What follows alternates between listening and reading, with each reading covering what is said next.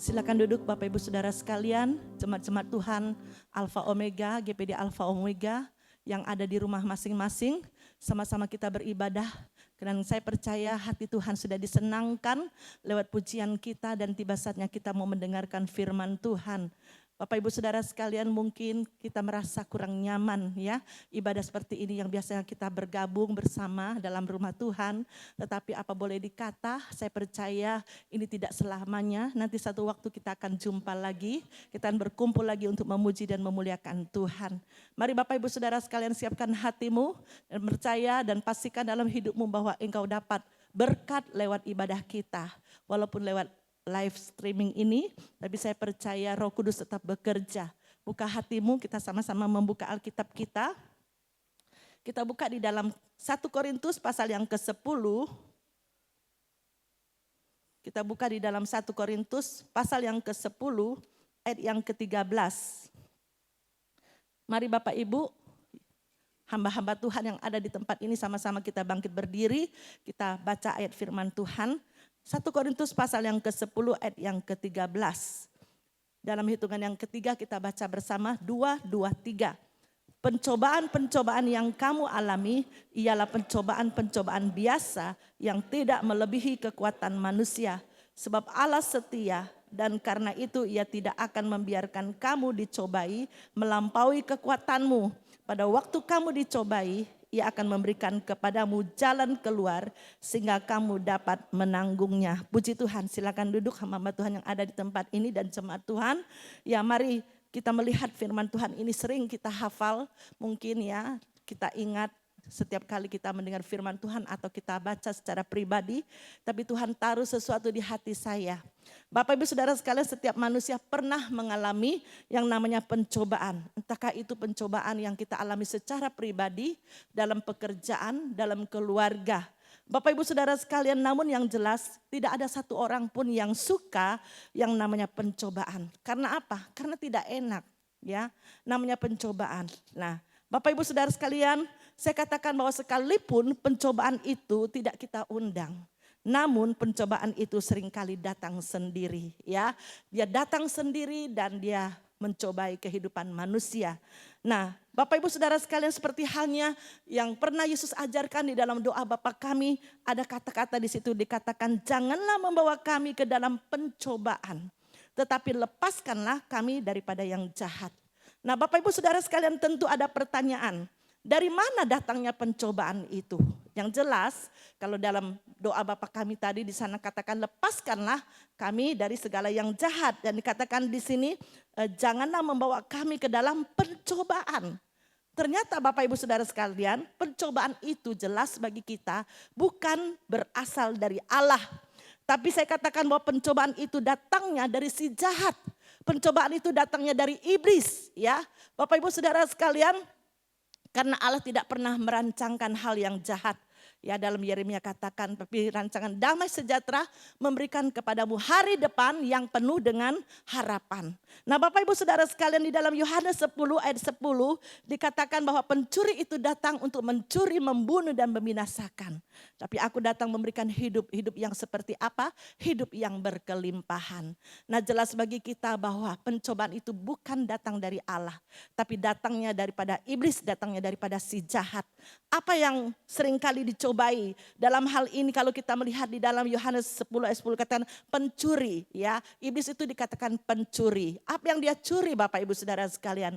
Pertama dikatakan mencuri. Dia mencuri kalau tanpa kita sadari hari-hari ini dia mencuri sukacita kita. Ya, kita rasa kita tidak ada sukacita, dia mencuri damai sejahtera kita, dia mencuri kebahagiaan kita, dia mencuri mungkin harta, mungkin kekayaan kita, atau dia mencuri kesehatan kita dan lain-lain sebagainya. Bapak Ibu Saudara sekalian, kalau kita melihat di sini saya katakan bahwa Allah tidak pernah memberikan pencobaan, tetapi Allah seringkali, ya, ada kalahnya saya katakan mengizinkan pencobaan. Seperti halnya Ayub Bapak Ibu Saudara sekalian. Ayub itu kurangnya apa? Ayub itu adalah orang yang saleh, ya, orang yang jujur, orang yang hidupnya takut akan Tuhan. Tetapi kenapa dia mengalami seperti itu? Bapak Ibu Saudara sekalian, ya, saya katakan ternyata kalau kita melihat di dalam kitab Ayub, Allah izinkan itu terjadi dalam kehidupannya. Dan kita akan melihat nanti mengapa Tuhan izinkan hal itu terjadi dalam setiap kehidupan kita. Seringkali bukannya Tuhan kasih pencobaan kepada kita supaya kita ini jadi orang yang susah, ya sudah tidak ada kebahagiaan, tidak ada sukacita, tidak. Tapi iblis itu mencuri. Jadi tidak heran Bapak Ibu Saudara sekalian, hari-hari ini begitu banyak hal yang terjadi, semuanya itu didalangi oleh iblis. Dan bukan hanya itu, iblis itu dikatakan dia bukan hanya mencuri tapi dia membunuh. Apa yang dia bunuh Bapak Ibu Saudara sekalian? Yang dia bunuh adalah iman percaya kita. Dia bunuh supaya kita apa? Kerohanian kita, iman kita itu semakin lemah, semakin kendor, semakin tidak ada fungsinya dalam kehidupan kita. Ya, sehingga apa? Yang diserang itu adalah iman kita supaya kita tidak percaya lagi kepada kuasa Tuhan. Sehingga kita menjadi orang yang lemah, tidak berdaya lagi. Sehingga kita menjadi orang yang tidak semangat dalam hidup ini. Bahkan di sini dikatakan bahwa iblis itu membinasakan. Apa yang dibinasakan? Bapak Ibu Saudara sekalian, dalam kehidupan kita ini Bapak Ibu Saudara sekalian terdiri dari tubuh, jiwa dan roh. Nah Bapak Ibu Saudara sekalian, sering kali kehidupan kita diserang. Ya, salah satunya ya dia serang dalam setiap kehidupan kita sehingga kita tidak punya pengharapan lagi di dalam Tuhan. Ya, kita tidak punya pengharapan lagi. Ya, saya katakan bahwa iblis itu tidak senang kalau melihat manusia itu selalu mengalami kebahagiaan, selalu mengalami sukacita di dalam Tuhan. Itu yang pertama, ya. Saya katakan kenapa, dari mana datangnya pencobaan. Yang kedua, Bapak Ibu Saudara sekalian, kalau saya merenungkan firman Tuhan, pencobaan yang kedua itu adalah pencobaan itu datang dari diri kita sendiri. Bapak Ibu Saudara sekalian, kita tahu bahwa hari-hari ini kita sedang mengalami yang namanya lockdown. Nah Bapak Ibu Saudara sekalian, tujuannya bukannya melarang-larang kita mau-maunya pemerintah, tetapi pasti ada tujuannya supaya tidak menyebar kemana-mana, tidak berlarut-larut sehingga kita harus stay at home. Kenapa Bapak Ibu Saudara sekalian? Supaya itu memutuskan mata rantai. Tetapi Bapak Ibu Saudara sekalian, seringkali kita mau keluar rumah, kita seperti orang yang tidak terbiasa sekalipun mungkin ya. Kita katakan sudahlah ada dalam lindungan Tuhan kok. Memang Bapak Ibu Saudara sekalian, ya kita selalu pakai ayat firman Tuhan. Tetapi ingat ya, seringkali masalah ataupun pencobaan itu datang karena dari diri kita sendiri. Bapak Ibu Saudara sekalian, ada orang-orang yang tidak taat ya kepada aturan ataupun kepada himbauan pemerintah sehingga mereka merasa kuat, merasa hebat, lantas mereka keluar kemana-mana, kamu nggak beriman, saya nggak apa-apa, buktikan saja. Bapak Ibu Saudara sekalian, seandainya ini cuma contoh, kalau terjadi sesuatu Bapak Ibu Saudara sekalian, karena apa? Karena itu terjadi karena kita melawan ataupun tidak patuh kepada aturan. Nah Bapak Ibu Saudara sekalian, apa yang terjadi?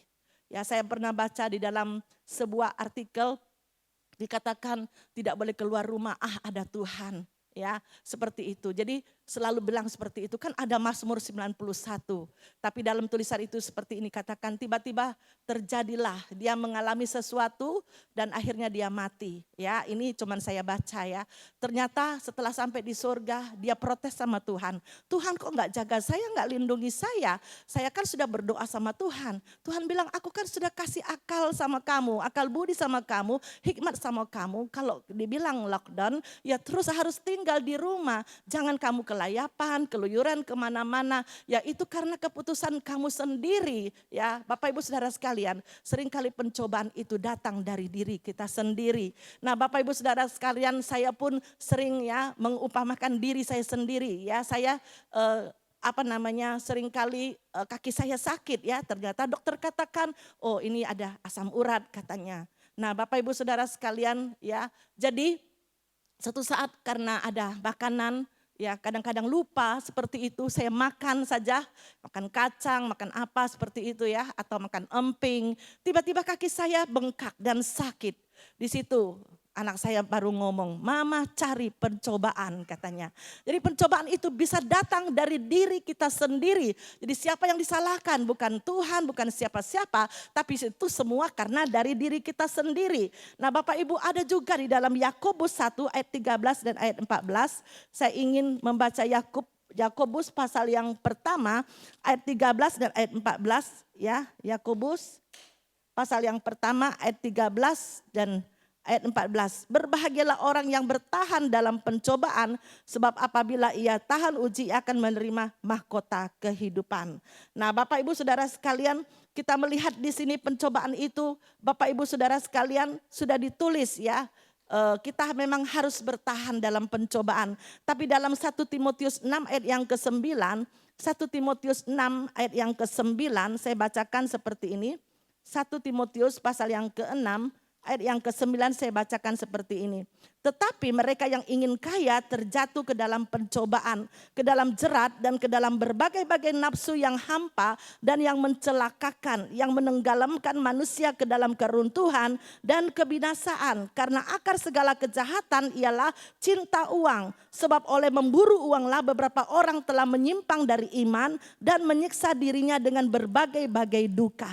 Nah, Bapak Ibu Saudara sekalian, hal yang kedua saya katakan bahwa di dalam 1 Timotius 6 ayat yang ke-9 dikatakan bahwa orang yang ingin kaya terjatuh ke dalam pencobaan. Saya mau tanya, kita boleh jadi orang kaya enggak? Boleh ya, hamba Tuhan, jemaat Tuhan, boleh kita jadi orang kaya. Tetapi saya katakan jangan kita memaksakan diri, ya kan? Jangan kita memaksakan diri ya untuk jadi orang kaya. Ya, seperti orang kita melihat orang di sebelah rumah kita ya punya mobil bagus, lantas kita pengen mobil kita juga diganti. Kita lihat orang sebelah mungkin punya spring bed yang bagus ya, yang saya nggak tahu, saya nggak pernah, cuman katanya yang mahal itu king coil, katanya harga 20-an juta. Ya jangan kita ikut-ikut. Karena apa di sini saya katakan itu kita akan terjatuh dalam pencobaan, ke dalam jerat, saya katakan, ke dalam nafsu yang hampa dan mencelakakan. Bapak Ibu Saudara sekalian, seringkali saya katakan bahwa pencobaan itu datang dari diri kita sendiri. Ya, kita sudah tahu gaji kita itu tidak seberapa. Saya contohkan misalnya gaji kita UMR berapa? 3 juta atau 3.500.000 ya kan. Mulai kita ya bermimpi, saya katakan tidak salah kita bermimpi, tapi harus ukur-ukur dari diri kita sendiri. Berapa ada uang di dompet kita, berapa tabungan kita sendiri yang tahu, nggak mungkin dilaporkan sama Ibu Gembala. Mulai kita mungkin ya karena tergiur ya kita mulai cicil mobil ya, cicil apa lagi, kita beli lagi cicil apalagi ya, hal-hal yang tidak penting Bapak Ibu Saudara sekalian. Kita mulai cicil sepatu, kita mulai cicil tas ya, ibu-ibu rumah tangga, kita kepengen eksis terus, kita pengen bagus terus Bapak Ibu, kita pokoknya kita beli semuanya, kita gesek semua pakai ATM sehingga kita tidak bisa lagi membayar dan menjerat diri kita sendiri Bapak Ibu Saudara sekalian. Tapi saya setuju sekali dengan ayat yang ke-8, dikatakan 1 Timotius 6 ayat yang ke-8, dikatakan di sini, asal ada makanan dan pakaian cukuplah. Ya, cukuplah asal ada makanan dan pakaian. Bapak Ibu Saudara sekalian, kebutuhan dengan keinginan itu berbeda. Kalau kebutuhan itu misalnya, oh Tuhan beras saya habis. Oh Tuhan ya lauk saya habis, kita berdoa. Tuhan lihat, oh betul dia itu lagi butuh. Ya, Tuhan kirim mungkin melalui orang lain, Tuhan kasih berkat. Tapi kalau keinginan semua kita pakai pengen. Apalagi ibu-ibu ini kalau sudah masuk mall semua mau dibeli. Itu bagus, ini bagus ya. Lihat yang bermerek, lihat yang mahal semua kita beli, kita borong. Tapi kita tidak pikir besok sudah tidak ada gaji, tidak ada yang bisa dimakan. Itu sebabnya cari percobaan namanya. Ya, firman Tuhan juga bergajar kepada kita hidup berpada dengan apa yang ada. Jangan nanti kalau sudah datang tagihan-tagihan kita bilang, oh Tuhan tolong saya. Terus Tuhan ngomong dari surga, siapa yang suruh? Siapa yang suruh kamu utang-utang? Siapa yang suruh kamu nyicil-nyicil, kredit-kredit? Ya, kamu enggak mikir, kamu enggak pakai uang dengan baik. Tuhan bilang aku enggak bisa tolong. Ya, Tuhan izinkan kita mengalami sengsara. Ya, nggak bisa tidur, digedor-gedor tukang kredit, ya kan? Lari ke sana, ditagih tukang kredit, lari ke sini tagih tukang kredit. Karena apa? Kita sendiri yang mencari pencobaan. Nah, Bapak Ibu Saudara sekalian, mengapa ya? Dan untuk apa Tuhan izinkan pencobaan itu? Bapak Ibu Saudara sekalian, kalau kita baca di dalam 1 Petrus 1 ayat 6 dan 7, 1 Petrus 1 ayat 6 dan 7, Dikatakan bergembiralah akan hal itu, sekalipun sekarang ini kamu seketika harus berduka cita oleh berbagai-bagai pencobaan. Maksud semuanya itu ialah untuk membuktikan kemurnian imanmu yang jauh lebih tinggi nilainya daripada emas yang fana, yang diuji kemurniannya dengan api, sehingga kamu memperoleh puji-pujian dan kemuliaan dan kehormatan pada hari Yesus Kristus menyatakan dirinya. Jadi maksud semua pencobaan itu adalah untuk memurnikan kemurnian imanmu. Bapak Ibu Saudara sekalian dalam Tuhan Yesus Kristus ya. Hidup kita ini enggak selalu flat, datar terus ya. Ada terus pasti ada masalah. Terus ada datang pencobaan dalam kehidupan kita. Tapi tujuannya baik ya. Jangan sering kali kita berkata, Tuhan kok aku terus. Tapi maksud semuanya itu adalah untuk membuktikan kemurnian imanmu. Tuhan ingin melihat sampai di mana kadar kemurnian iman kita itu. Ya, apakah saat ujian itu datang itu kita mau tetap setia sama Tuhan atau kita malah mundur daripada Tuhan? Aduh, jadi orang Kristen gak enak deh, ya. Pokoknya ya banyak nian masalah ya kan, sudahlah mundur. Tapi Tuhan bilang untuk membuktikan kemurnian imanmu, itu sebabnya firman Allah katakan di dalam Petrus dikatakan untuk membuktikan kemurnian imanmu supaya apa? Supaya kita memperoleh puji-pujian. Dikatakan di sini kehormatan, kemuliaan. Nah, Bapak Ibu Saudara sekalian, jadi ujian itu sangat penting dalam setiap kehidupan kita. Walaupun kita tidak minta tapi dia tetap datang. Tujuannya untuk memurnikan iman kita. Di dalam Ayub pasal 23 ayat 10 dikatakan karena ia tahu jalan hidupku. Seandainya ia menguji aku akan timbul seperti apa? Seperti emas. Ya, emas yang murni itu harus dibuktikan ya, harus ada pakai alat untuk mentes ya, dan juga harus dibakar dengan api ya. Kalau yang asli Bapak Ibu Saudara kelihatan. Kalau imitasi kelihatan, yang palsu kelihatan. Demikian juga kehidupan orang Kristen. Nah Bapak Ibu Saudara sekalian, bagaimana caranya supaya kita menang dalam pencobaan? Tentu kita tidak mau terus dalam pencobaan, bukan? Ya seperti sekarang ini kita sedang mengalami sesuatu, itu bukan kehendak kita. Tapi saya katakan segala sesuatu diizinkan oleh Tuhan, pasti ada maksud Tuhan yang baik. Yang pertama ya, kita baca di dalam Yakobus 1 ayat yang ke-12. Yakobus 1 ayat yang ke-12 dikatakan supaya kita pertama ya menang terhadap pencobaan. Yang pertama kita harus bertahan dalam pencobaan. Yakobus 1 ayat 12, berbahagialah orang yang bertahan dalam pencobaan. Bertahan Bapak Ibu Saudara sekalian. Jangan kita lari dari masalah. Jangan kita lari dari pencobaan. Seperti contoh dalam Alkitab. Yusuf, siapa yang tidak tahu Yusuf?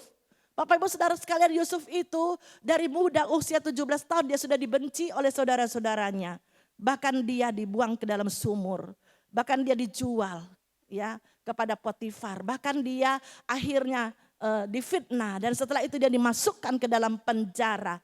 Bapak Ibu Saudara sekalian, kalau kita mungkin seperti Yusuf, kita tidak akan, mungkin anak-anak muda ya saya katakan, mungkin engkau akan berkata, masa depan saya suram ya, tidak ada masa depan lagi. Tapi ketahuilah Bapak Ibu Saudara sekalian, kalau kita bertahan dalam pencobaan, maka firman Allah katakan kita akan menerima mahkota kehidupan yang dijanjikan oleh Allah. Seperti halnya Yusuf dalam usia yang sangat muda. Ya, dalam umur 30 tahun dia sudah menjadi orang nomor 2 di Mesir. Bapak Ibu Saudara sekalian, sebab itu apapun yang terjadi dalam kehidupan kita, kita harus tetap bertahan. Kita harus kuat apapun masalahnya. Ya, Bapak Ibu Saudara sekalian, sambil berharap kepada Tuhan, sambil mengandalkan Tuhan dalam hidup kita. Hal yang kedua yang harus kita lakukan supaya kita dapat menang dalam pencobaan, yaitu kita harus tetap teguh dan tidak bergoncang apapun yang terjadi. Kita buka di dalam Kolose 1 ayat yang ke-23. Kolose 1 ayat yang ke-23 saya bacakan seperti ini. Sebab itu kamu harus bertekun dalam iman. Tetap teguh dan tidak bergoncang dan jangan mau digeser dari pengharapan Injil yang telah kamu dengar dan yang telah dikabarkan di seluruh alam di bawah langit dan yang aku ini Paulus telah menjadi pelayannya. Ya, ini nasihat Rasul Paulus Ya supaya apa? Supaya kita tetap teguh dan tidak bergoncang. Bapak Ibu Saudara sekalian. Ya di dalam Kolose pasal yang kedua ayat yang ke-6 dikatakan kamu telah menerima Kristus Yesus Tuhan kita. Karena itu hendaklah hidupmu tetap di dalam Dia. Artinya apa? Bapak Ibu Saudara sekalian, tetap di dalam Dia. Artinya tidak berubah, tidak terpengaruh ya. Tidak berubah Bapak Ibu Saudara sekalian. Artinya apa? Kita tidak boleh bergoncang, kita akan tetap teguh dalam hal apa? Ya, dalam hal pengiringan kita kepada Tuhan. Kasih kita kepada Tuhan tidak boleh berubah sekalipun sulit ya. Supaya apa? Supaya kita tetap kokoh di dalam Tuhan. Ya, itu yang kedua saya katakan seperti halnya Daniel pasal yang ketiga ayat 21 sampai ayat 28. Karena Sadrak, Mesak, Abednego ya dia tetap tidak bergoncang walaupun ancamannya begitu berat. Mereka harus masuk dalam dapur api. Nah saya katakan seringkali kita pun seperti itu ya. Mungkin kita masuk dalam dapur api pencobaan. Apa yang sedang kita hadapi hari-hari ini itu kita melihat bagaimana dampaknya begitu luar biasa. Sehingga semuanya berpengaruh seluruh dunia ini. Tapi mari Bapak Ibu Saudara sekalian kita tetap teguh, jangan sampai bergoncang. Bapak Ibu Saudara sekalian, karena apa? Kalau kita tidak teguh berdiri maka kita akan semakin lemah. Yang terakhir kita harus berjuang mempertahankan iman kita. Kita baca di dalam Yudas Bapak Ibu Saudara sekalian, kita buka di dalam Yudas pasal, karena satu pasal saja ayat yang ketiga. Saudara-saudaraku yang kekasih, sementara aku bersungguh-sungguh berusaha menulis kepada kamu tentang keselamatan kita bersama, aku berasa terdorong untuk menulis ini kepada kamu dan menasihati kamu supaya kamu tetap berjuang untuk mempertahankan iman yang telah disampaikan kepada orang-orang kudus. Yang ketiga, Tuhan mau ya lewat tulisan dalam kitab Yudas ini dikatakan kita berjuang untuk mempertahankan iman kita. Bapak Ibu Saudara sekalian, banyak orang Kristen kalau ada masalah jadi lemah ya. Tapi kita harus terus berjuang terus. Sekalipun kita tidak ibadah di gereja, tapi kita tetap di rumah, kita berjuang. Bagaimana ya kita bisa mempertahankan iman kita? Tentu harus kita kuat, tentu harus kita selalu membaca firman, kita harus selalu berdoa kepada Tuhan. Ya, Bapak Ibu Saudara sekalian, itu sebabnya Bapak Ibu Saudara sekalian, mari kata berjuang ini tidak santai. Sekalipun ya kita di rumah tetap kita ya mempertahankan iman kita. Jangan sampai kita menjadi lemah ataupun kita menjadi orang yang putus asa. Nah, Bapak Ibu Saudara sekalian, saya katakan bahwa memang Tuhan tahu kita ini firman Allah katakan bahwa pencobaan-pencobaan yang kita alami itu adalah pencobaan-pencobaan biasa.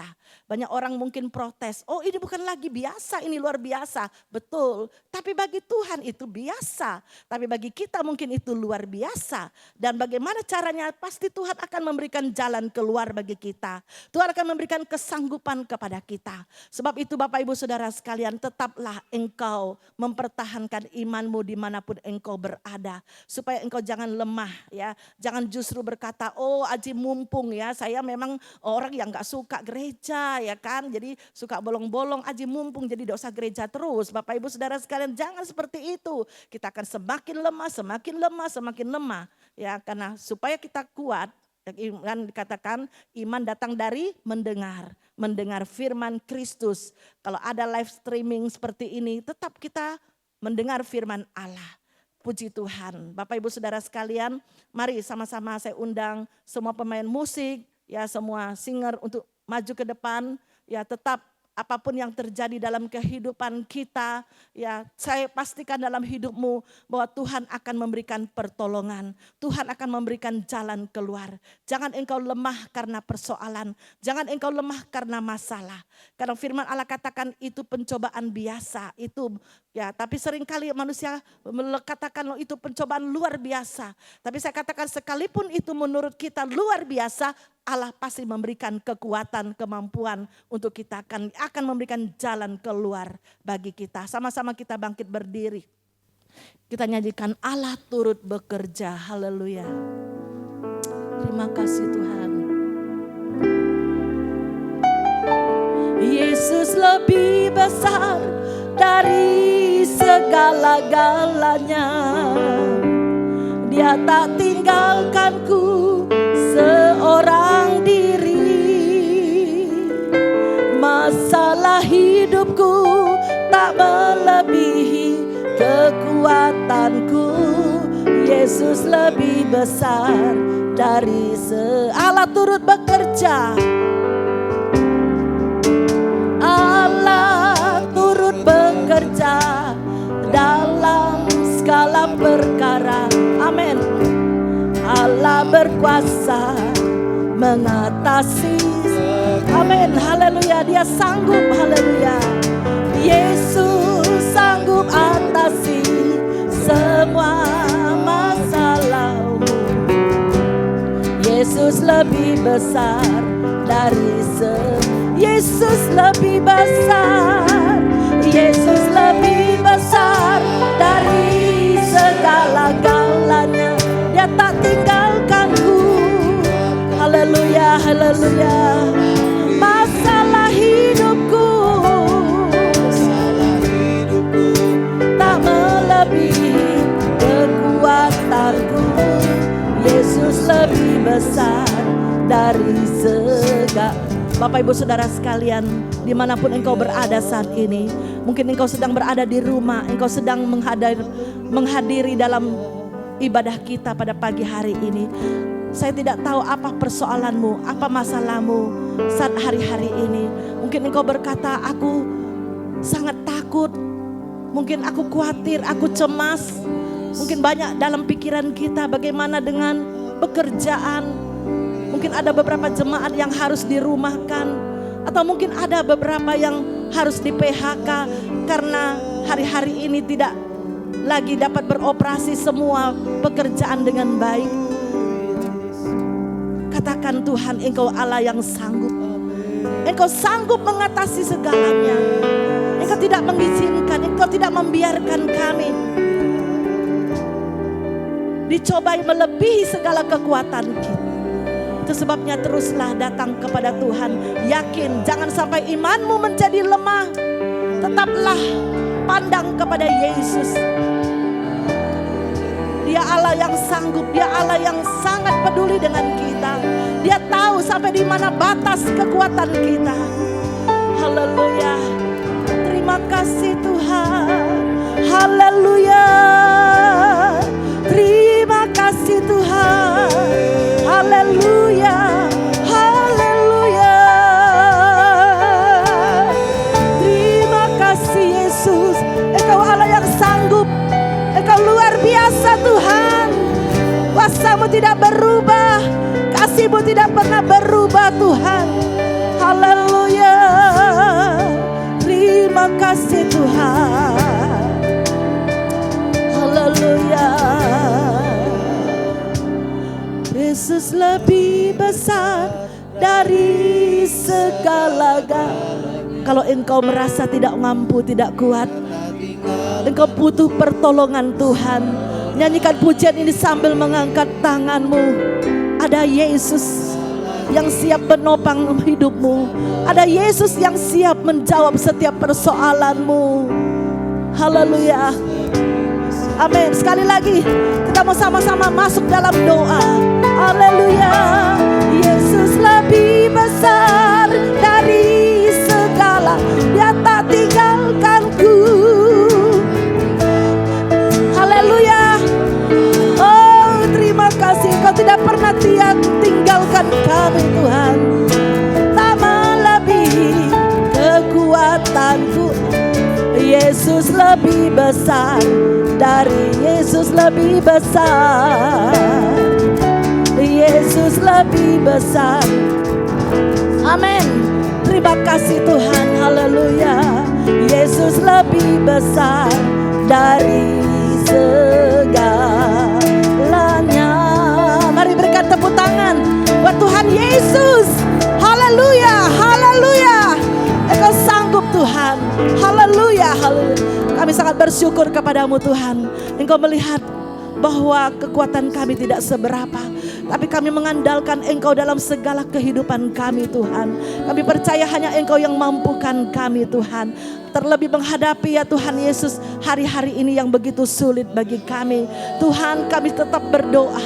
Kami tetap ya Tuhan beriman kepada Engkau Tuhan. Tetap percaya kepada Engkau bahwa Engkau sanggup mengatasi apapun yang terjadi Tuhan di tengah-tengah dunia ini Tuhan. Terima kasih banyak Tuhan.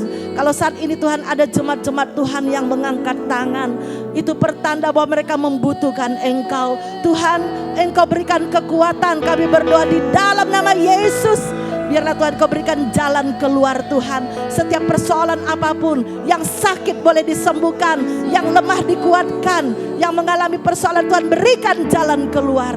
Kami percaya Tuhan, kami akan terus memandang kepada Engkau, melihat pertolongan Tuhan yang luar biasa.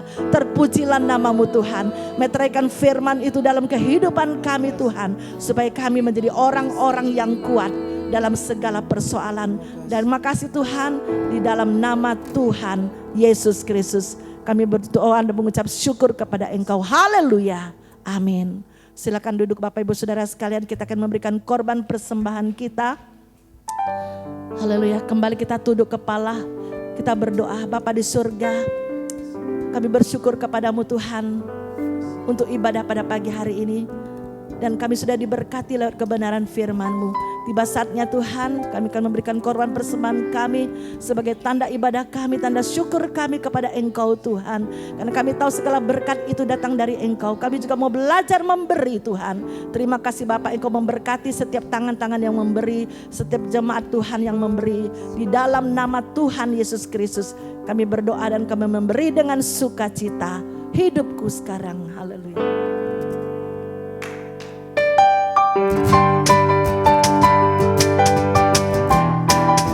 Haleluya, amin. Hidupku sekarang ku persembahkan di hadapan-Mu, oh Yesus Tuhan. Terimalah sekarang persembahanku, korban yang harum dan menyenangkan segenap hatiku, segenap jiwaku, kan ku sembah Kau Yesus Tuhan, kan ku sembah, kan ku sembah Kau Yesus Tuhan. Tak berubah selamanya cinta kasih-Ku padamu, ku mau ikut selamanya untuk senangkan hati-Mu. Tak berubah cinta kasih-Ku padamu, ku mau ikut selamanya senangkan hati-Mu Tuhan. Senangkan hati-Mu, senangkan hati-Mu, senangkan hati-Mu Tuhan. Haleluya.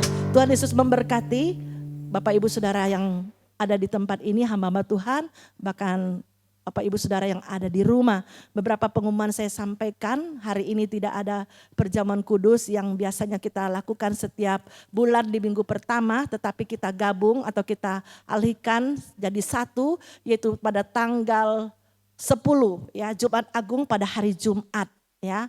Hari Jumat kita kembali ibadah melalui live streaming di tempat ini ya, jam 8 pagi ya. Pastikan Bapak Ibu Saudara sekalian tidak ada seorang pun yang tidak beribadah kepada Tuhan.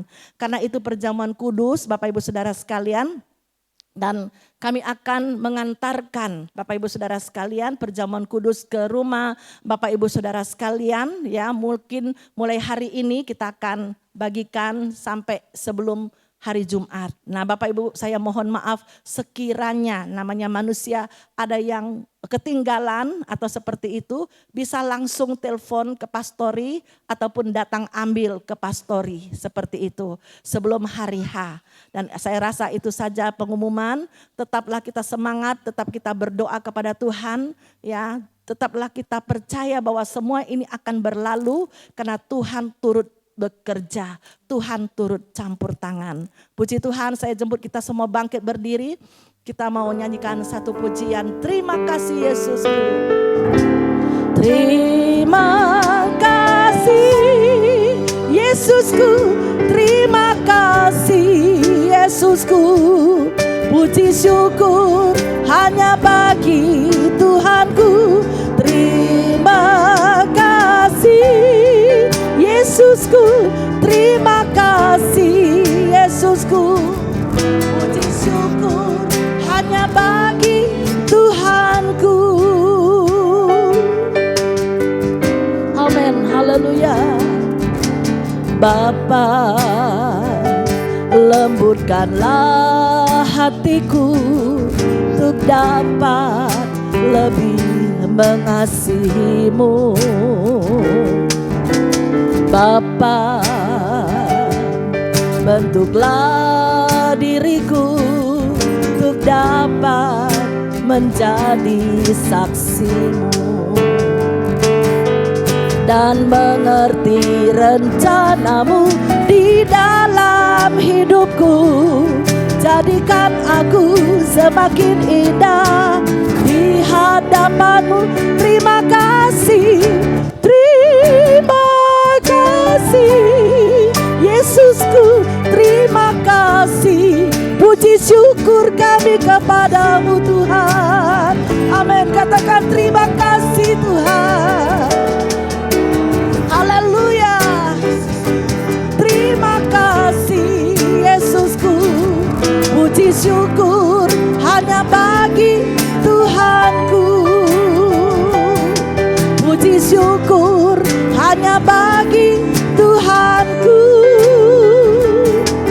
Puji syukur hanya bagi Tuhanku. Haleluya, haleluya, haleluya. Puji Tuhan. Terima kasih Tuhan. Haleluya, haleluya. Terima kasih Tuhan untuk ibadah pada pagi hari ini. Kami percaya Tuhan, kami semua sudah dilawan oleh Engkau. Kami rasakan hadirat Allah luar biasa. Kami percaya Tuhan, firman yang sudah disampaikan sudah kami terima dan kami mengucap syukur. Jadi kekuatan, jadi motivasi bagi kami Tuhan, untuk kami semakin semangat, semakin bersuka cita apapun yang terjadi ya Tuhan dalam hidup kami. Tuhan tidak pernah tinggalkan kami ya Tuhan.